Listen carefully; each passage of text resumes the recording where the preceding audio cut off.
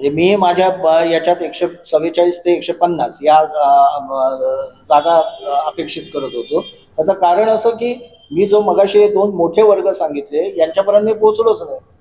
पण जेव्हा मध्ये मी बँकेत गेलो होतो त्या दिवशी एकाच दिवशी मला 3 बँकांमध्ये जायला लागलं. इतकी प्रचंड मोठ्या प्रमाणात लाईन होती महिलांची.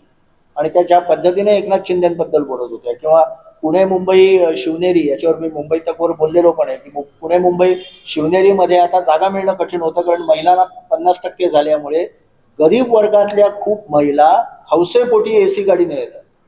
पण त्यांच्या दृष्टीने तो एसीतला प्रवास हा खूप मोलाचा वेगळा अनुभव देणारा त्यांच्या दृष्टीने एक आनंद देणारा असतो. किंवा नवऱ्यावर उपचारासाठी पैसे देता आले, मला मुलीसाठी दागिने घेत किंवा काय साडी घेता आली, हे जे छोटे आनंद आहेत ना ते छोटे आनंद या निवडणुकी या मधल्या काळात जे मिळाले ते आम्हा माध्यमांना टिपता आले आणि त्यामुळे आम्हाला वाटलं चित्र वेगळं आहे आणि ते चित्र आम्ही लोकांसमोर मांडलं आणि मग खरं चित्र समोर आल्यावर आम्हीच म्हणायला लागलो की हे धक्कादायक.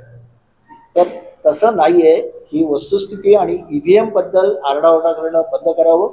ईव्हीएम बऱ्यापैकी खूपच म्हणजे मी तर म्हणेन 98% फुल प्रूफ आहेत आणि कुठे दुसरा भाग असा की ईव्हीएम वर तुम्ही त्या क्षणी आक्षेप घेऊ शकता ना. किती मतदारसंघात आक्षेप घेतले गेले आणि मतमोजणी थांबते ताबडतोब तुम्ही आक्षेप घेतलेत तर.